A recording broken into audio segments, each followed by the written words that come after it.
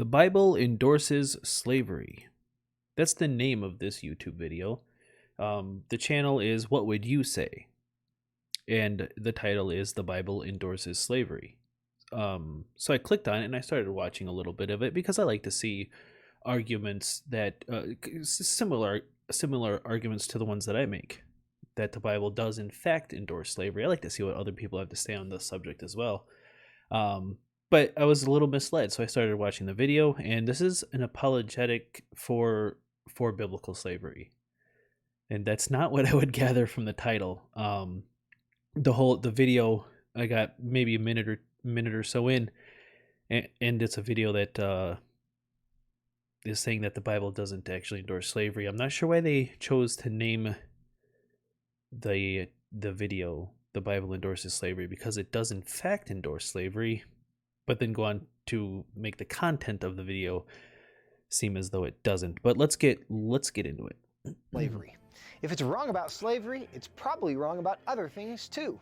We'll start from the beginning. What does he say? If it's wrong about slavery, it's probably wrong about other things too. What would you say? Now, it's true that the Bible, in both the Old and New Testament, talks about slavery. But does this mean that the slave trade, that's such a shameful part of our history, is actually something the Bible supports?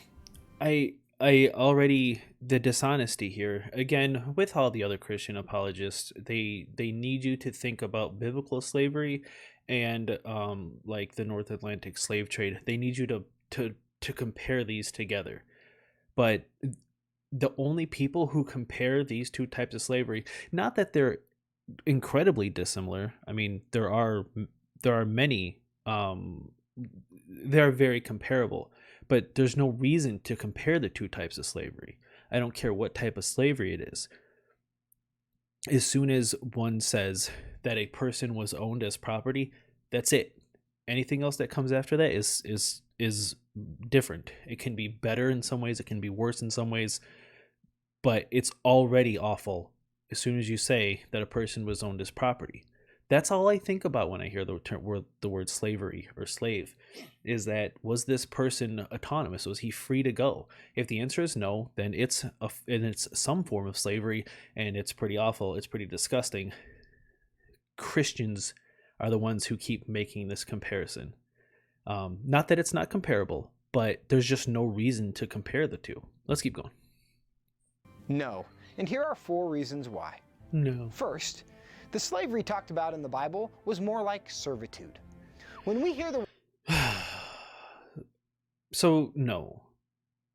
The slavery that's talked about in the Bible in all aspects was not like servitude, because even the ones that are the rules from Exodus 21, even these was still not servitude, because the person was owned as property. He wasn't free to go. And that's all that matters. So it's not like servitude. It's like slavery. The word slavery, we usually think of slave ships carrying Africans away from their home to be bought and sold as... Again, I know I just said it, but I'm just going to hit the point one more time. Christians are the ones who try to make this comparison. All Christian apologetics they keep bringing this up. It wasn't like this slavery. It wasn't like this slavery. Who's saying that it was? Not that nobody is saying that it is, but it's just not. It's an irrelevant point. Let's say it's completely and utterly different than the transatlantic slave trade. It doesn't matter. If the person was owned as property, the person was owned as property. I don't know why Christians keep trying to make up this comparison. All right, let's keep going. ...as the property of white people in other parts of the world. But the Hebrew word, sometimes translated as slavery in the Bible, refers to something very different. Now, before the development of modern economies that led to the kind of wealth we see today, and governments capable of offering large welfare systems, cultures developed ways to deal with the problem of poverty. Well, see, here's the problem. I agree with this assessment that cultures developed a way to deal with their problems. But that's not what we're talking about, because these rules came from God, not from the culture. There's a huge difference. If you take God out of the picture, everything about biblical slavery, you know what I mean. It wouldn't be biblical if God was out of the picture, but the rules that are in the Bible about slavery make perfect sense for the relatively ignorant people of the time. If you add the God in, then that's when everything starts to not make sense. This isn't a cultural thing. This was rules from the all powerful ruler of the universe. That's what makes it so nonsensical. Let's keep going.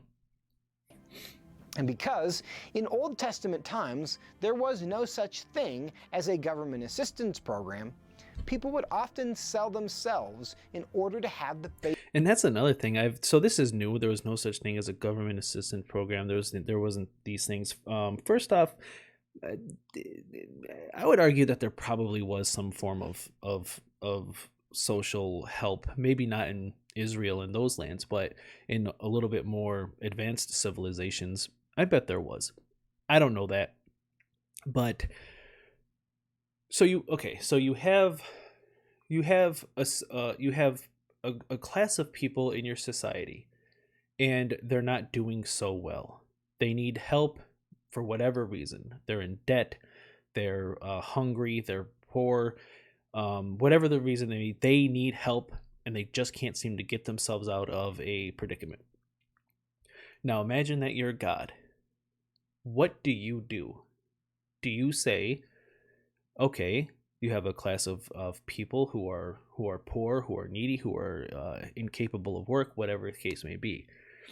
Do you say, as a God, just try to picture yourself as God, do you say, all right, well, allow them to sell themselves to you for a period of time, and you can beat them, just don't kill them, don't make any permanent injuries to them, just, give them a little crack with the whip every once in a while, and then forgive their debts, or let them work the debt off, or when they're free to go, make sure that they're well taken care for after you have done the whole slavery thing.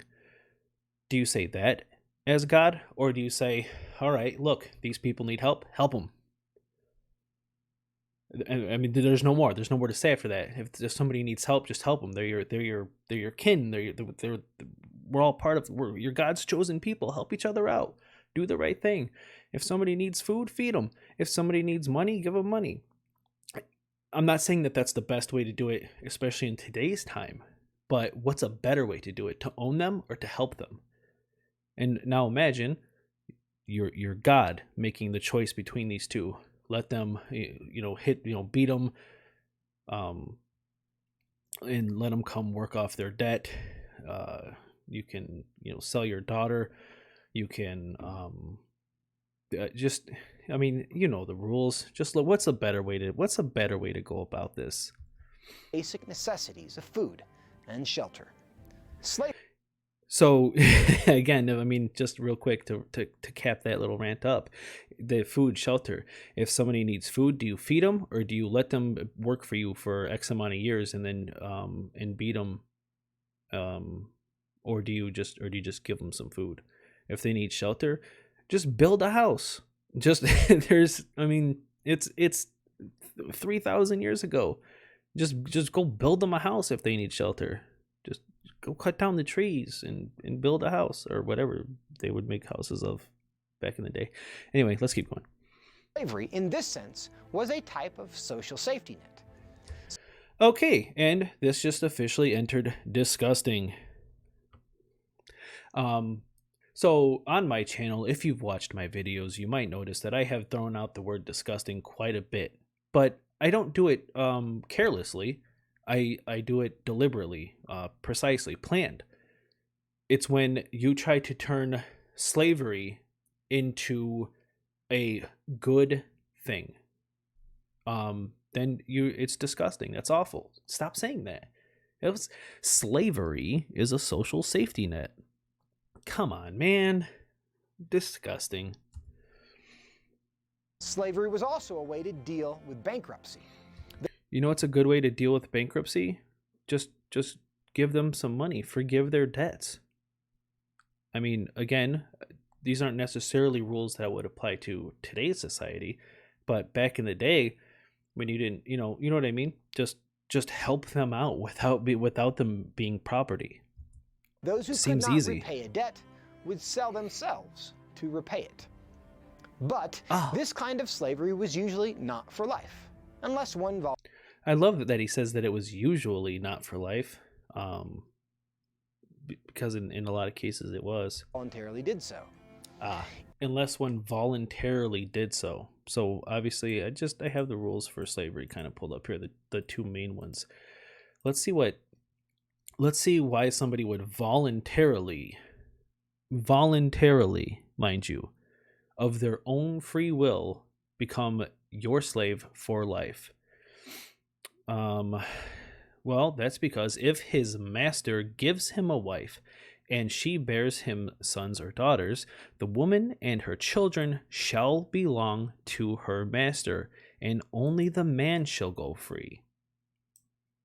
So voluntarily, but if the servant declares, "I love my master and my wife and my children," so basically his form of voluntarily subjecting yourself to a lifetime of servitude and slavery is if you want to stay with your family. That's not voluntary. How is this voluntary? I mean, technically, yes, he could leave his wife and kids behind, but come on. In the Jewish law, servitude would last 6 years. The slaves would be freed in the 7th year, and every 50 years, in what was called the Year of Jubilee, all debts were wiped out. It is undoubtedly true. So I didn't think about that until he just said it. All debts would be wiped out, and I do believe that all the slaves are to be set free in the Year of Jubilee. But why not just start with the wiping of the debts? If you can do it in 50 years, why not make it 40 or 30 or 20 or 10 or 5? Just forgive the debts. I'm not saying, I understand that if you just forgive debts, then people could start taking advantage of each other. But I mean, I'm sure God can come up with some type of way to circumvent this. I'm sure you could come up with a way to circumvent it. I'm sure anybody could. If you can forgive the debt, then just forgive the debt without the slavery part. True that some slaves were treated terribly, but that's not because the Bible encouraged it or even permitted it. Shh. Don't say it. Don't say it. Though many nations at that time would take slaves after war, Israel was not permitted to do so. Good sir. Good sir. They were commanded to do so. What do you mean? Okay, so when he made the first line, a thought instantly came to mind about the beating of your slave, just as long as you don't kill him or permanently injure him. But then he says Israel was not permitted to take slaves after a war.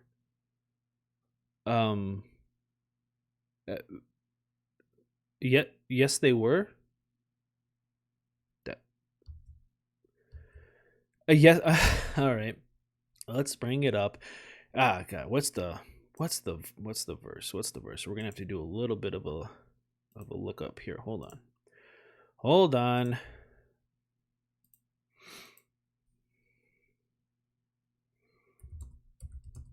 Bear with me.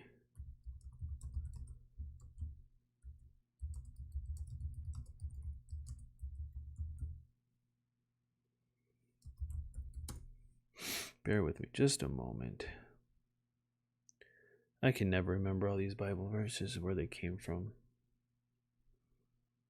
But I mean, for him to say that was just ridiculous.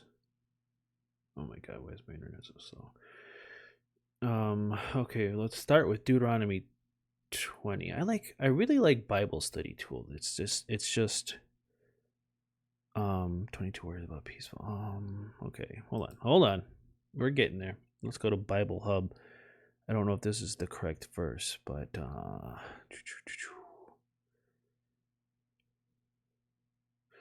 okay, here we go. So laws of warfare. So this is Deuteronomy 20:12. If they accept, now mind you, this is okay. So you're going to lay siege on a city.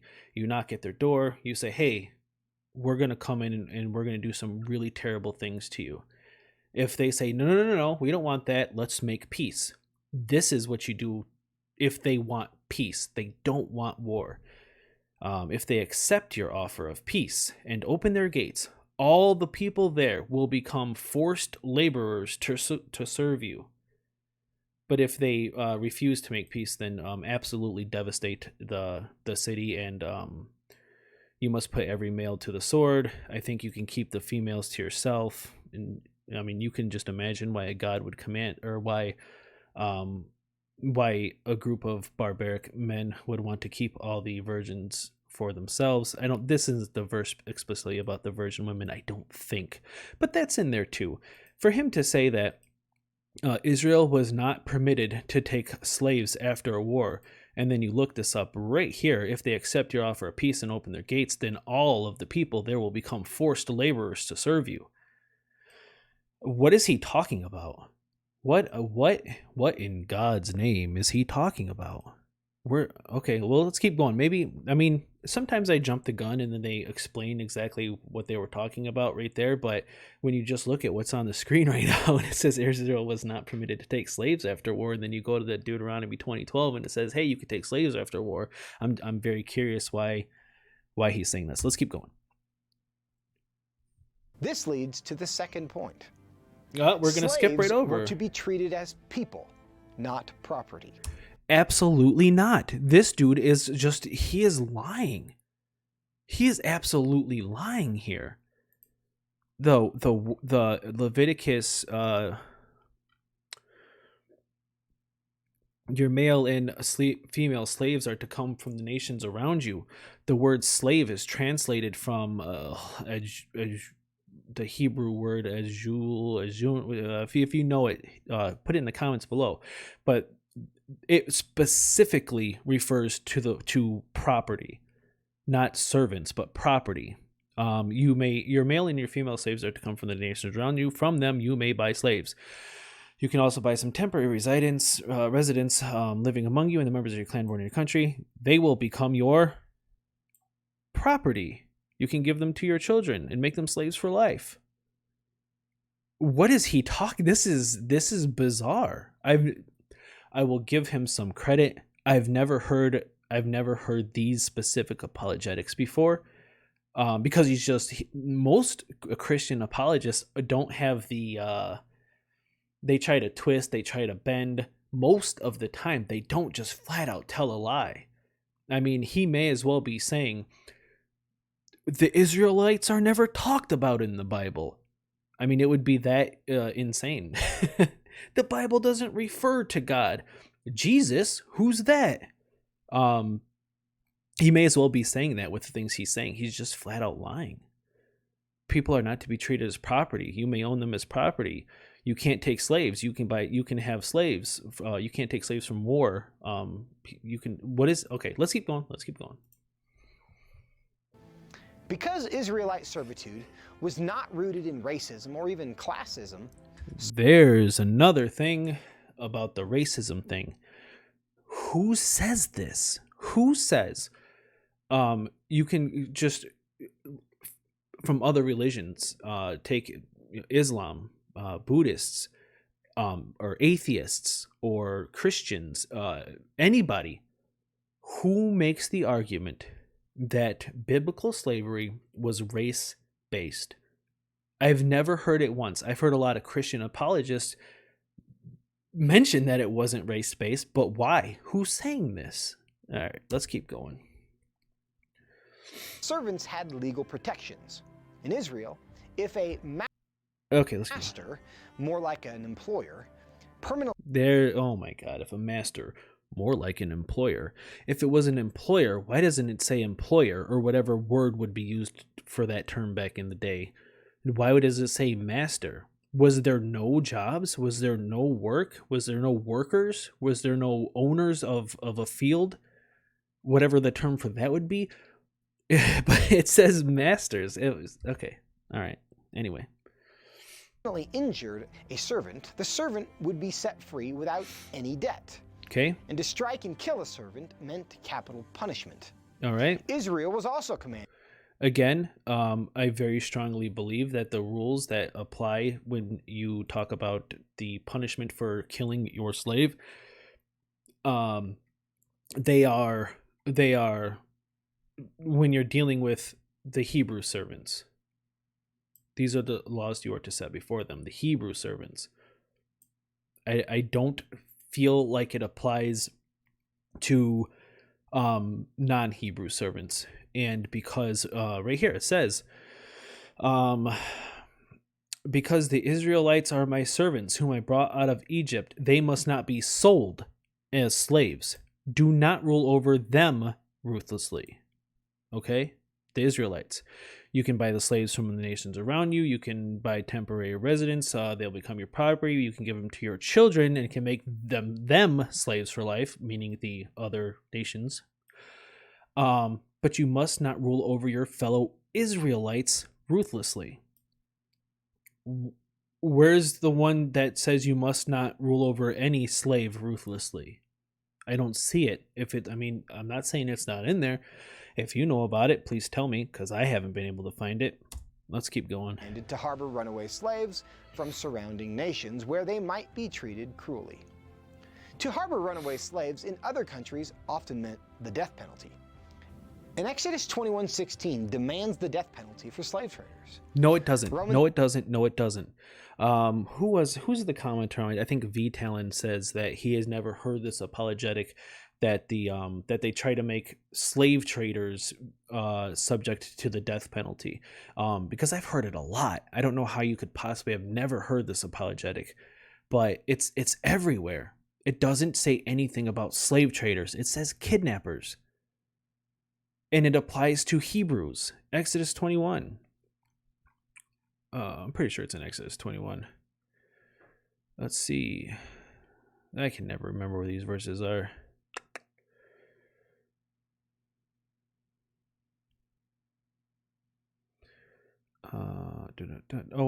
It says in the video, right? Demands the death penalty. Exodus 21:16. So Exodus 21:16. Now, mind you, this is the rules talking about Hebrew servants. And 21:16 says, anyone who kidnaps someone is to be put to death, whether the victim has been sold or is still in the kidnapper's possession. This is not talking about slave traders. In a sense, it might be. If you kidnap your fellow Israelite and you try to sell him as a slave, yes, the penalty for this is death. But you can still buy slaves, from the nations that surround you. You can still sell slaves. You can still do all of these basic slave trading things. You just can't kidnap your fellow Israelite and try to sell them. That's not slave traders. That's kidnappers. Roman slavery in the context of the New Testament era was a different system. Roman slaves who were taken... I just don't particularly care about what the New Testament has to say about it, because these are things that are coming from Jesus and his disciples and his followers and people who supposedly knew him and some people who never met him. But if you think Jesus is God, then there would be a lot of problems for Christianity if the New Testament just banned all slavery. Because or I should say specifically, if Jesus banned slavery or said it was wrong.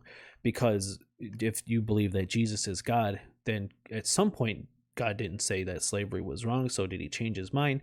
But that's a whole separate thing. The New Testament seems to support the status quo. It's not radical in any way, shape, or form. It just says slaves obey your masters because, God, basically.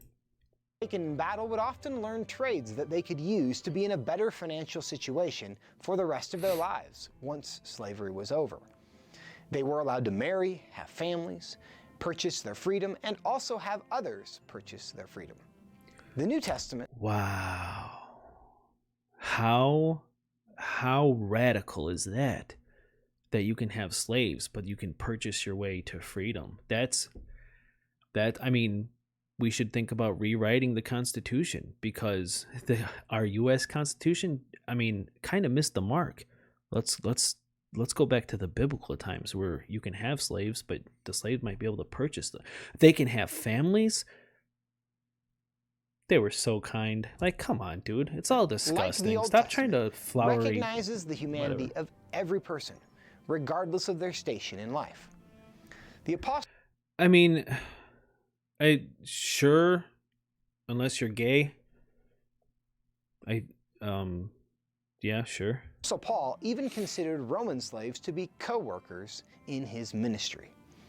Now, because slavery was a common part of the culture in which Christianity was birthed, first century Christians were both slaves and slave owners. Yeah, they were. I wouldn't say first century. I would say slavery in Christians owning slaves lasted much longer than the first century. Come on, dude. However, you know, like the transatlantic slave trade, where most of them were Christians and owned slaves. Christianity planted the seeds that would ultimately lead to the undermining of both ancient Roman slavery as well as modern slavery. And this leads planted the seeds that would end. This is such a stupid argument.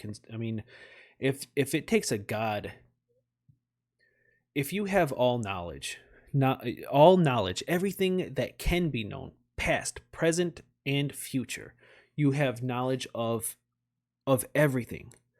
And the best you could come up with was planting the seeds that would end slavery. And it takes 3,500 years to come remotely close to that. You had a bad plan, dude. God, you had a bad plan. It shouldn't take 3,500 years to sort of get close to kind of ending slavery-ish. There was another video that I covered from another Christian apologist who said that there's still roughly like 97 million slaves in the world. 3,500 years, and the best you can get is the number down to, or possibly even up to, 97 million. I don't know. I tried looking up just like a rough, and again, if you know the answer to this question, please drop it in the comments, because I haven't been able to find it. But just a rough estimate of how many people were enslaved 3,500 years ago. I don't know what the world population was 3,500 years ago, but was it 97 million? Because the number there might be more slaves today than there was back then, but it planted the seeds to end slavery. Come on. Now, I don't know that. Maybe there was like a billion slaves back in the day, and the number is down to 100 million. I don't know, but 97 million is too many if you're a god. To the third point. The Bible demands equal treatment regardless of race or class. What about sex? Is he going to talk about that? I don't think the Bible does demand equal treatment regardless of race or class. I think the Bible does in many ways say that race or class isn't going to stop you from entering heaven, but I don't think it demands equal treatment. Definitely not. Especially when it says, slaves, obey your masters. Well, okay. Whoa, I almost missed that there. But so when I said all that, I'm explicitly talking about the New Testament. If you think the Bible in its entirety demands the equal treatment regardless of race or class, you are out of your mind. But I'm assuming since he's been on a New Testament tangent, that's what he's talking about. The Apostle Paul, living at the time of the Roman Empire, instructed slaves to obey their masters. Mm-hmm. However, he also wrote that there is neither Jew nor Gentile, neither slave nor free, nor is there male or female. Yeah, I mean, so what? That's such a stupid thing to say. Slaves, obey your masters, but there's not Jew or Gentile, slave or free, male or female. You're all one in Christ Jesus. So again, like I just said, I do believe the New Testament says that There's nobody that's completely barred from heaven. But that's great. That's nice when we get to heaven. But what about right now? Well, right now, slaves obey your masters. Female, for you are all one in Christ Jesus. Christian masters and slaves were instructed to engage in activities like eating meals and then the Lord's Supper together that would undermine and subvert slavery. Even more, New Testament writers instructed them using the language of family intimacy, such as greet one another with a holy kiss. Thus, the New Testament is clear that our value as human beings, I don't know what he's talking about. slave or free, is the same. In Christ's eyes, sure. I mean, you could probably make a strong argument that nobody's going to be barred from heaven based off of whether they're a slave. But that's great for heaven time, but what about right now? In dozens of places. Christians are instructed to love everyone. We are told to be kind and compassionate to one another, to not show partiality in judging, and not to show favoritism. The Bible. Again, I mean, I think you could probably make a strong argument that that's the case. I think there's arguments that you could show that it's not quite the case, or at least is not as true as he's making it seem to be, but I don't care. That's basic. The Bible is unequivocally opposed to the idea that one person is better or more valuable than another. In this way, the New Testament set the direction for the abolition of slavery in the Western world, which leads. So, no. But even if yes, what about the world? Leads to the final point. Christians ended the slave trade.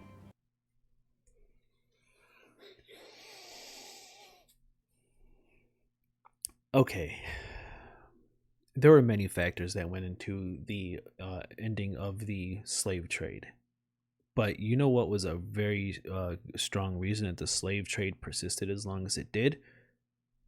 Christians, the Bible. So if you can use the Bible to support slavery and condemn slavery, then it needs to go. You have to have a better reason. All right, let's keep going. I want to finish this. The Christianization of Europe eventually led to the disappearance of slavery until its modern form emerged in the 15th century. And then it was a Christian, William Wilberforce, who led the effort to eliminate the slave trade in England. It was Christian abolitionist preachers during the Second Great Awakening of the early 19th century that started the sustained effort to abolish slavery in the United States. It was a Christian pastor, Martin Luther King Jr., who led the civil rights movement of the 20th century in the United States. This followed a long history of Christians working for human rights because of the gospel's commitment to the equal dignity of every person. So I don't care about any of this. I just don't care about any of this. But here we are in 2023 with the Christians working to the equal treatment of all people, but you have countries like Uganda and many others. Uganda is just in the limelight right now, so it's being talked about. But Uganda is not unique, calling for the execution of gay people, making it illegal to even identify as being gay. What do you have to say about that? And it's not just this, fringe view. If you go back to my other videos speaking on this topic, it's supported in numbers in the hundreds of thousands. So the equal treatment of all people, no, absolutely not. Absolutely not. The history of slavery is a difficult and important conversation. But the next time... I don't think it's a difficult conversation. People used to own people. It was wrong. Let's not do that anymore. The Bible endorsed it, so let's throw that out. We can't use that as a justification to end it, because if you can use it as a justification to end it because Christ and everybody's equal, no slaves, whatever. But you can also use it as a justification to support it, so it's got to go. someone tries to undermine the Bible's authority by suggesting that it endorses slavery, remember, remember, you can lie. That's, I mean, that's what he just did. Just remember, you could always tell lies about it. the slavery talked about in the Bible is more like servitude. Wrong. In both the Old and New Testament, slaves were to be treated as people and not as property. Wrong. The Bible demands equal treatment regardless of race or class. Wrong. And the entire gospel highlights that in Christ we are all one. Possibly Christians true. ended the slave trade. Not only does the Bible not endorse slavery, it provided both. Christians ended the slave trade. I would say 50-50. It's not right or wrong. I mean, a more accurate way to say it would be Christians took part in ending the slave trade. The perspective and the motivation to those who fought against it the hardest. For what would you say? I'm Joseph Backholm. The Bible endorses slavery. What would I say? Yes, it indeed does. If you like this video, I didn't like this video. He just told flat out lies. And the most disgusting part of it was trying to say that it was a social that slavery was a social safety net.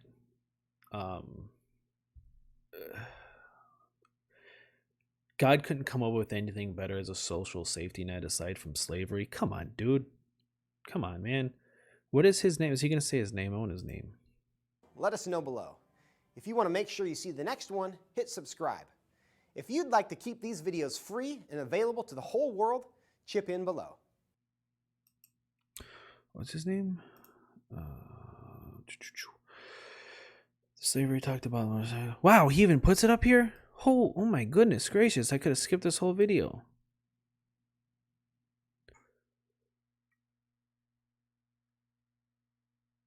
Well, I don't see his name. All right, I'm going to end this. If you enjoyed this video, if you got some type of entertainment around it, if you appreciate the fact that I am trying to go through and find all of these Christian apologists, and I'm trying to call them out on their lies, on their disgusting apologetics.